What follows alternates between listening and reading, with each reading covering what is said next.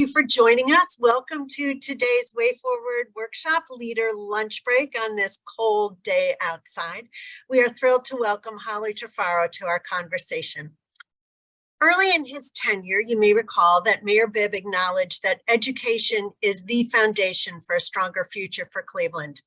He then immediately acted upon this by selecting Holly Trifiro, an educator and advocate for education systems change, to build the foundation for our Cleveland children. Her passion comes from firsthand knowledge of educational injustice through her family experience and as a volunteer in schools in Appalachia. She began in the classroom, armed with a master's degree in education and teaching from Johns Hopkins University.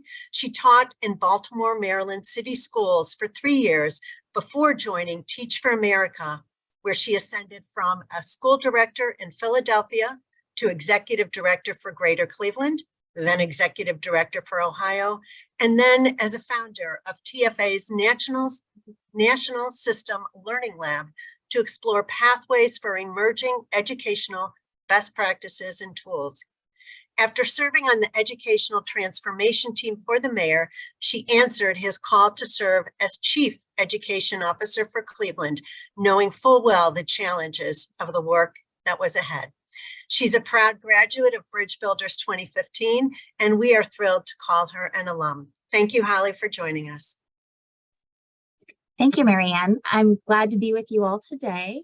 And excited to just share a little bit about the work that we've begun in the mayor's office around education. Definitely the best class ever, 2015, Bridge Builders. Okay, I'm going to put up some slides to share with you. Okay. All right. So I'm honored and excited to share more about the work that we've begun to serve our Cleveland students with such an important group of leaders across our community. I appreciate that each of you came today and chose to participate because continued progress in education will require all of us as a community leaning in together to improve our systems for young people. Mayor Bibb has made no secret about his hope to expand educational opportunities for the children of Cleveland, and we're hard at work in partnership with the leaders of our school board, our school district, and many partners across the community to make that vision a reality. Together, we believe that we can make Cleveland the best city in America to raise a family. And toward this end, we've engaged in a few actions during the mayor's first year to help move us toward this goal. The first was that our office held a listening tour to inform our vision for education. We met with hundreds of teachers, school leaders, families, and community members to learn more about what they needed to help overcome and come back from the many difficulties presented during the pandemic, and ultimately to create successful schools for all of our children moving forward. Those conversations led us to identify a set of key priorities that are now guiding our collaboration with district leaders, along with our spending of federal and local dollars from the Mayor's Office of Education to support youth. A few of the general priorities identified through this process include providing all students with the safe and welcoming school and community environment they need to thrive, developing a plan to ensure that all students have access to a best-in-class school facility, strengthening learning so that all students are academically prepared for college and career, building on what's working, of which there's a lot. There's a lot of great progress in Cleveland to build on, and elevating parent voices to drive progress. So there's more detail about the results of this listening tour on the mayor's website, and I would encourage all of you to check out that website if you want to learn more about that after this conversation. The second thing that we've been focused on is how to most effectively spend the money that we receive from the federal government through the American Rescue Plan Act to fuel progress on some of these priorities.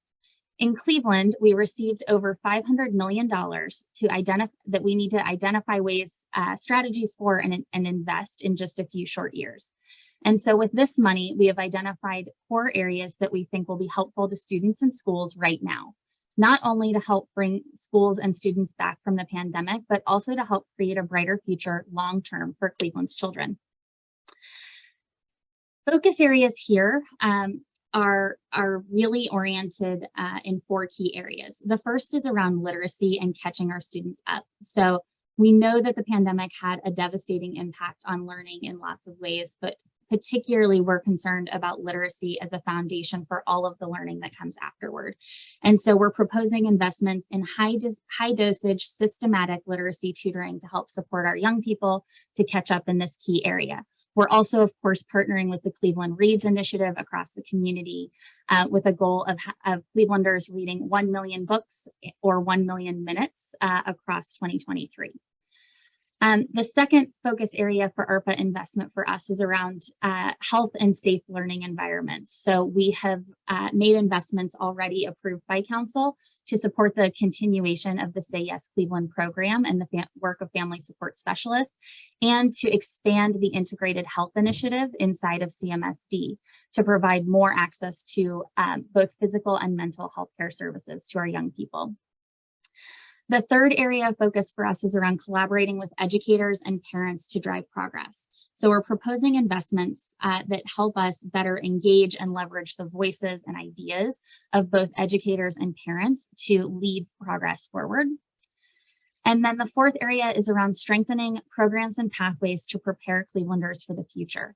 And in here, there are investments related to the implementation of PACE, which is the district's planning and career exploration curriculum, which we're just really excited about that work and think it's really promising for kids. And we want to make sure that it has the resources it needs to deliver as it's standing up. This is the first year of implementation.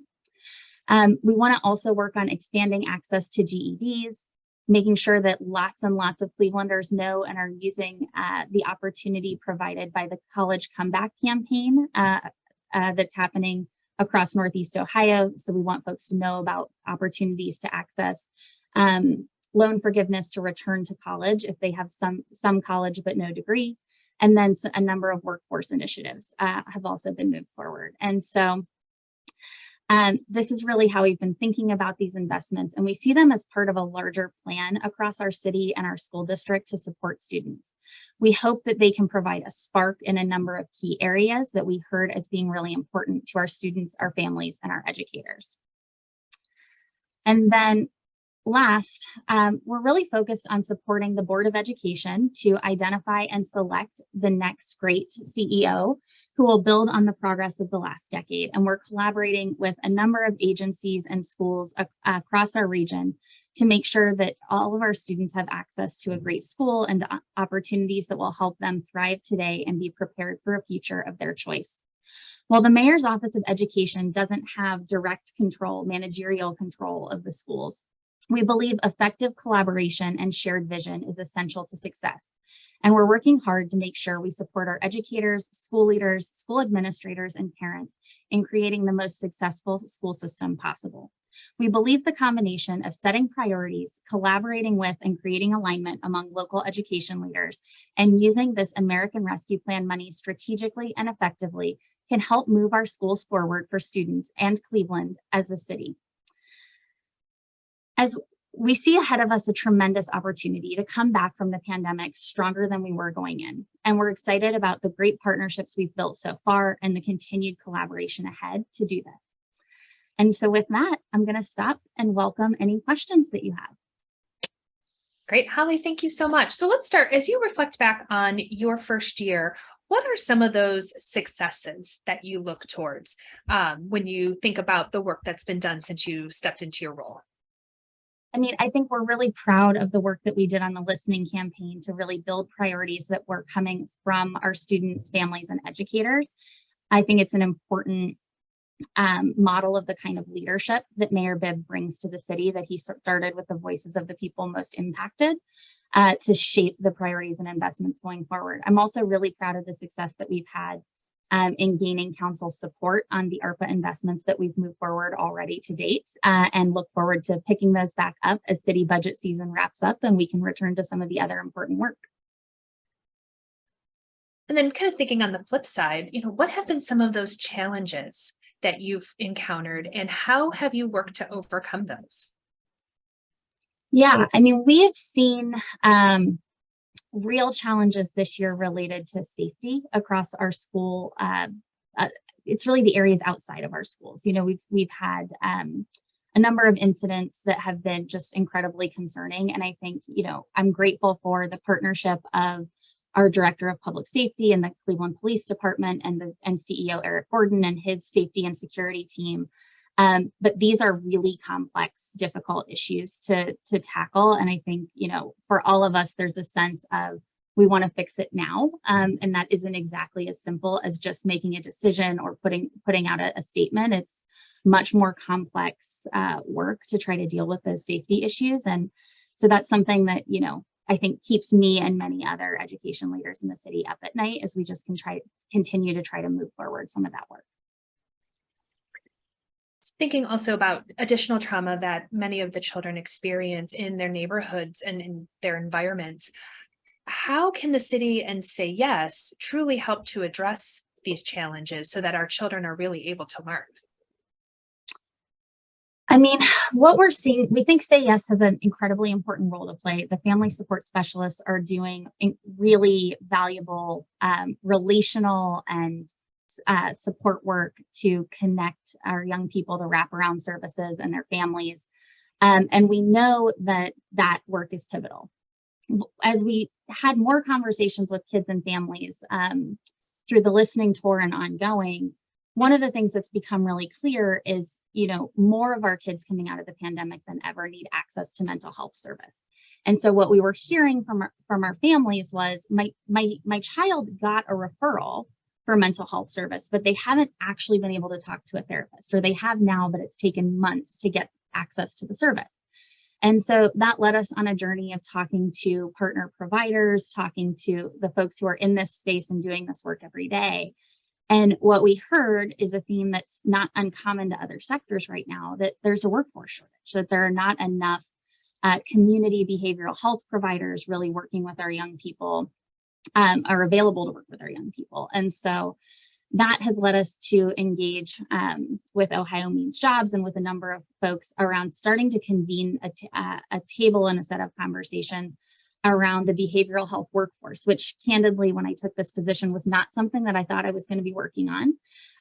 But, I am somebody who believes that, like, you ask people what their problems are, and then you figure out how you can help change what's causing those challenges. And so I'm spending time on the behavioral mental health workforce in a way that I wouldn't have expected, because that's what our kids need and deserve. And while Say Yes is a really important program, it can't solve every problem itself. And so we really have to be thinking about how we're strengthening the infrastructure around our families and our young people. And so I'm excited about that work, but it is definitely a different challenge to try to think about that. And then the other piece of your question, in terms of addressing the trauma that our young people are experiencing, I think there is still, there's good work happening in the district, and there's still more to do on figuring out the right tier 1 mental health supports for our young people. How are we equipping our teachers to support young people's just ongoing well-being before, when they're not at that stage of having sort of like profound trauma that needs processed in therapy. But just for all of us, I think we've learned through the pandemic how important it is to keep track of our own well-being and our own mental health. And so we need to be supporting our teachers to help kids learn those skills too. Staying on the subject of Say Yes, it's been a part of the school district for a few years now. And what are you seeing in data that shows the impact of the work in terms of improvement in academic achievement of those students who do receive those services? Yeah, I think it's important to surface that Say Yes launched right before the pandemic and then expanded through the pandemic. And so a lot of the work so far has really been about the establishment and the expansion of the program, about making sure that kids have access to the service providers that are available in our community to support and help them. And there's a pretty strong data infrastructure around Say Yes, but I think we're still early on in the implementation of the program to be seeing the kind of academic results that question points to. But what we hear from families and from young people is how much the services matter to them, how much it's helped them be better able to focus in school. And so we have a lot of evidence qualitatively from our community that this is a program that's helping. And I anticipate that now that we're I'm going to call this the most normal school year we've had in a while. I think we're going to see more and more impact on the sort of more academic side. But the reality is, and I think we all know this intuitively, but it bears saying, like, our young people need to be well and they need to thrive in order to be great learning, right? To do great learning. And so it's really about making sure that our kids are supported in all the ways that they need to be in order to reach the kind of academic success that we want to see. Can you speak to any of the activities around using ARPA funds for supporting universal pre-K? It's a great question. So our investments related to ARPA. So I want to acknowledge Chief Sonia Pryor-Jones is the Chief of Youth and Family Success, and pre-K is in her wheelhouse. So I'm going to just name that up front, and then I will answer what I know about this question. So the administration has really focused its investments related to ARPA so far on the workforce for childcare and pre-K.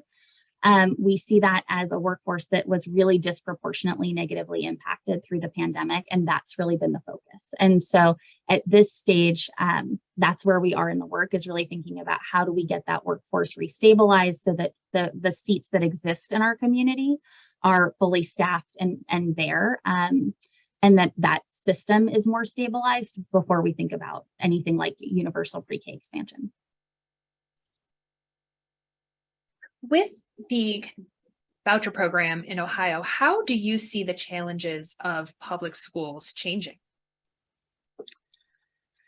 You know, it's an interesting question. I think that the statewide voucher proposal in the legislature is concerning and is going to have real implications across the state. You know, what we know in the context of Cleveland is that the Cleveland Scholarship Program has been around for a long time. And so that we've sort of already seen in many ways the impact of vouchers in our community.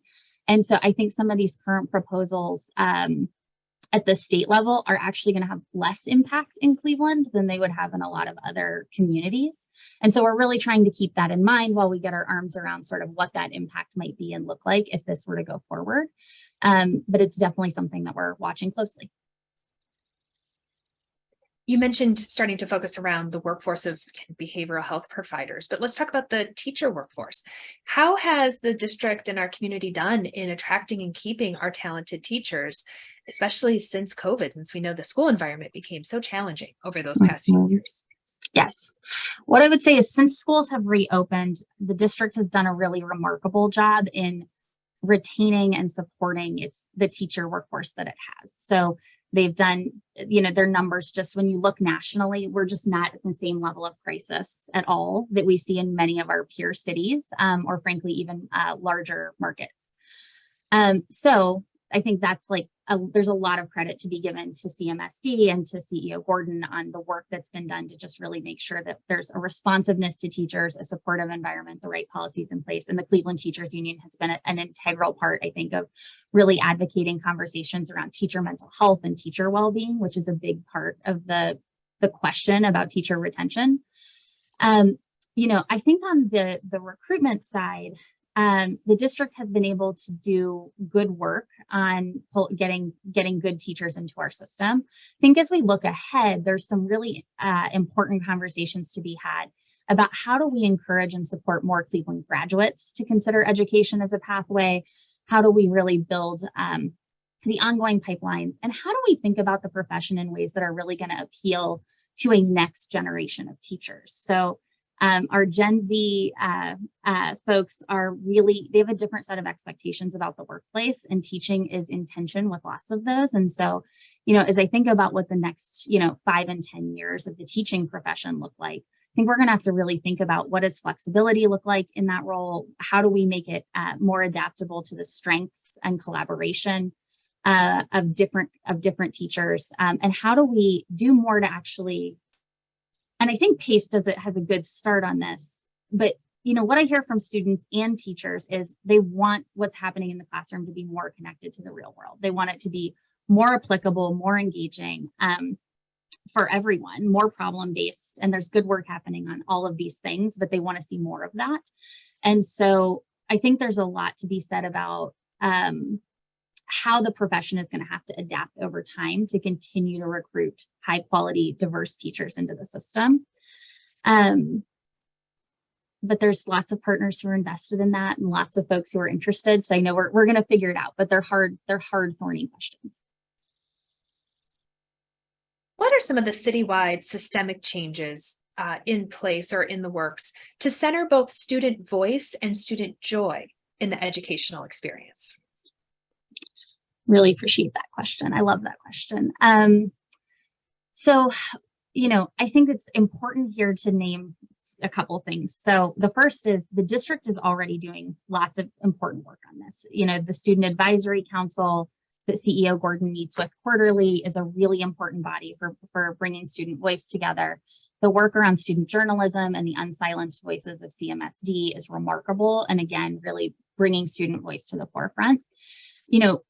On the city side, we're doing a few things. So one is that we're meeting also quarterly with a group of participants in that larger student advisory council. So they're coming in and talking with the mayor on a regular basis about issues that they're seeing, key topics that we're focused on, things related to our priorities. But we're also, Chief Pryor Jones and I have also had the privilege, thanks to CEO Gordon, of engaging that full Student Advisory Council on multiple occasions. We've also done the listening work I mentioned. And so we're really trying to lean into student voice as much as we can. We've also worked really hard to grow the number of student internships inside of City Council, or not City Council, inside of City Hall. City Council and the administration both took interns from YOU this past summer. And so we're looking to sort of find other ways to really not just engage students sporadically, but have them be more integrated into the way that we operate, because it shapes our thinking. Every interaction you have with a young person, when you're really listening and paying attention, leaves us all better and brighter. And so we're really trying to think about how we can make that more a part of the day-to-day of our work. And then I think there's a lot to be learned from the work of the summer learning experience and the way that we're seeing deeper engagement around topics of interest for young people in the way that students have experienced that. And so, we're really looking at how can we continue to support more of that as we go forward. So those are some of the things that we're up to. So you made mention of our upcoming transition of the CEO for the Cleveland School District. Of the current district's vision priorities, competencies, schools without walls, whole child, personalized pathways, are there any that you'd really like to see the new CEO double down on? Or on the flip side, any maybe to pivot away from? We should have a really high level of alignment with these priorities. We think they're important, and we think it's going to be important that a new CEO has the opportunity to come in and really think about what they're going to prioritize. And so for us, it's really about working with the school board to find a great leader who's going to come in and build on the work that's been done. As opposed to that there's a particular priority that we are or are not aligned to. It's much more for us about a great leader who's going to collaborate well with all of the stakeholders of the district, be really about kids in the way that our current CEO has been. And so we're excited to see, how the process unfolds and what comes next. Holly, we received a question around the parent cohort program. Can you explain a little bit about what that is and potential timeline for that program? Sure. So one of our ARPA proposals is to fund a parent leadership training program to help parents better understand the educational system, how multiple systems interact and influence their young person's life and trajectory, and how to be an advocate in those systems. That proposal is currently awaiting a hearing by City Council, and so there's no timeline I can offer until we move through that process and are able to gain approval from City Council. I would say if anyone's really excited about that program and wants to let their City Council person know about their enthusiasm, we would be really excited about that. Received some positive feedback around the expanded connections with students, and curious, is this type of connection happening at all grade levels? So I will admit that we are more focused at this stage on high school engagement directly. We're looking at other sorts of programs and investments that might might work well with younger kids. But right now, the majority of the engagement has been with high school students. So how is the city supporting youth in education that might not be attending CMSD schools? So private schools in high needs areas, charter schools, organizations like that? Mm-hmm.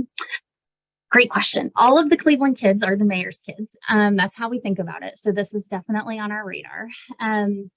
So there's a couple of things I would say here. The first is that I have been really grateful for a great collaborative relationship with Franco Lynn, who is the superintendent of the diocese schools. He has just been a really good partner. So we've been communicating with them on a number of fronts about the challenges they're facing, that some of the opportunities before them, and where we can better coordinate. There are some really baseline things like crossing guards, frankly, that like we can be helpful on. And then there are some bigger, more strategic things. So, all of our kids' literacy levels were negatively impacted during COVID. That's like not a district or a versus another kind of school problem. It's an everybody problem. And so some of our ARPA investments, like the high dosage literacy tutoring, would actually be available to other kinds of schools beyond CMSD. And that's part of how we're thinking about the ways that we can support. So where it's really connected to our kids in charter schools or in parochial schools, we want to make sure that they have access to some of these services as well, because we know how important getting that literacy foundation in place is. So that's an example. And we're constantly trying to stay in conversation and see what the other ways are that we can collaborate and help. So many times the narrative in the community around education in Cleveland can be quite negative, despite the progress and the successes. How is the city working to help overcome this often negative narrative? Yeah, I mean, what I would say here is that we think it's really important to have a lot of optimism about what has happened, and to be really clear-eyed and thoughtful about what's next, right? And so there has just been remarkable progress in the graduation rate, in the way that our school systems operate. And there's, really been the establishment of sort of a new baseline in terms of what's happening in our schools on the day-to-day. And we see that, right? We see that in the levies that have been passed. We see that in the level of trust in the community that exists for our school system. And so, for the mayor's part, we're really celebrating that progress. We're trying to name it. We're also really trying to be thoughtful about how we can learn from it, right? Like, what are the levers that have been most important to the progress that's occurred?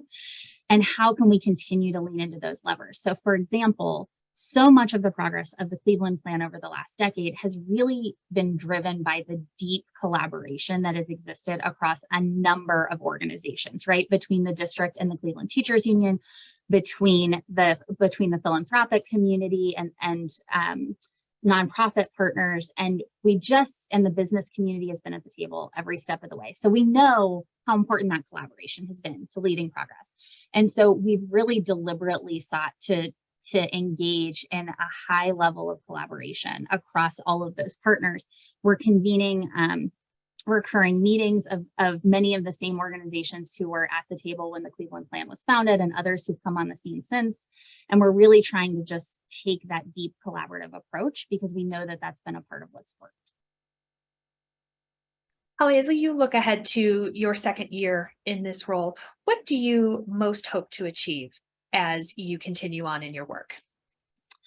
I'm so excited to stand with the mayor and the board and get to introduce the community to an extraordinary new CEO who we all feel is ready and confident and capable of following up on the legacy that Eric has built. I'm so excited for that moment. That's going to be the highlight of my year. I don't know how I'm going to feel the 6 months after that. It'll probably be different, but I'm looking forward to that. We see that as just the most important thing that we're taking on in the next few months. And then I would say after that, I'm really excited about some of the work to stand up these different ARPA initiatives. So, partnering with the schools to see high dosage literacy tutoring implemented, partnering with community organizations to launch parent-facing work. I'm just excited about some of the work that's ahead on those fronts. So those are the headlines. It's nice to already know what the highlights are going to be this year. So because the first year I had no idea where we were going. So it's definitely good to be entering a second year. Well, Holly, we thank you so much for sharing your insights and the amazing work that the city is doing to partner with those in the community around education. And we too look forward to all that's to come this second year. So thank you.